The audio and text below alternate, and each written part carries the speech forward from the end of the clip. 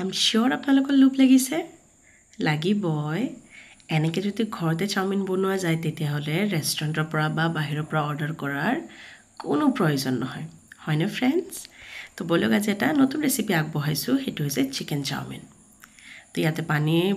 উতলাই লৈছোঁ আৰু তাতে দি দিছোঁ ৰিফাইন তেল আৰু নিমখ এণ্ড লগতে 1 পেকেটমান চাওমিন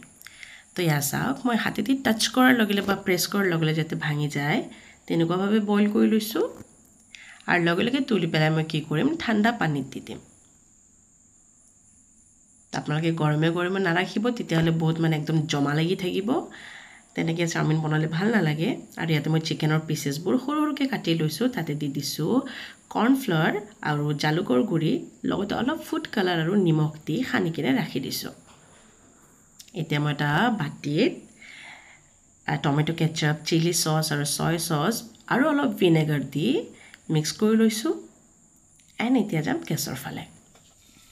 ইয়াত পেন গৰম কৰি এটা কণী মই নিমখেদি সানি ভাজি লৈছোঁ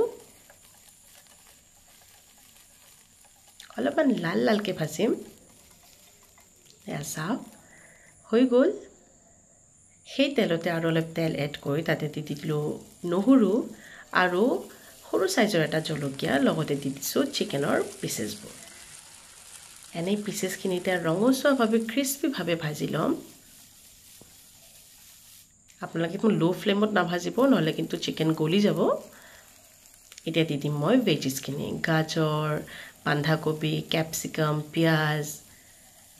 আৰু যদি কিবা এড কৰিব মন আছে বিন চিন দিব পাৰে এতিয়া মই মিক্স কৰি ৰাখা কেচাপৰ যোনটো মিশ্ৰণ আছিলে সেইটো দি দিলোঁ এতিয়া সটে কৰি ল'ম এতিয়া দি দিছোঁ নিমখ আৰু জালুকৰ গুড়ি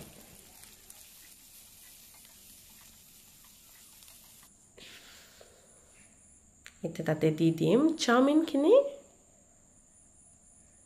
আৰু ভালকৈ একদম মিক্স কৰি ল'ম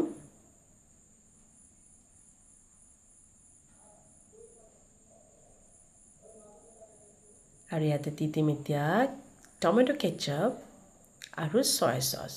তো যিহেতু মই মাইনাৰ কাৰণে বনাই আছোঁ তো তাই বেছিকৈ চিলি সস এড কৰিলে জ্বলা হৈ যাব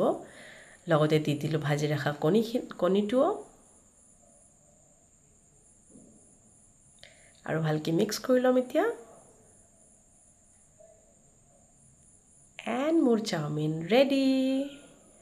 তো গৰম গৰম এতিয়া চাৰ্ভ কৰোঁ এণ্ড মইতো এনজয় কৰি আছোঁ আপোনালোকে এতিয়া সোনকালে ঘৰত বনাওক আৰু মোৰ নিচিনাকৈ এনজয় কৰক তেয়া চাওক তেনেকৈ যদি ঘৰতে বনাব পাৰে আপোনালোকে তেতিয়াহ'লে বাহিৰত কিয় যাম যদি ভিডিঅ'টো ভাল লাগিছে then please like and comment কৰিব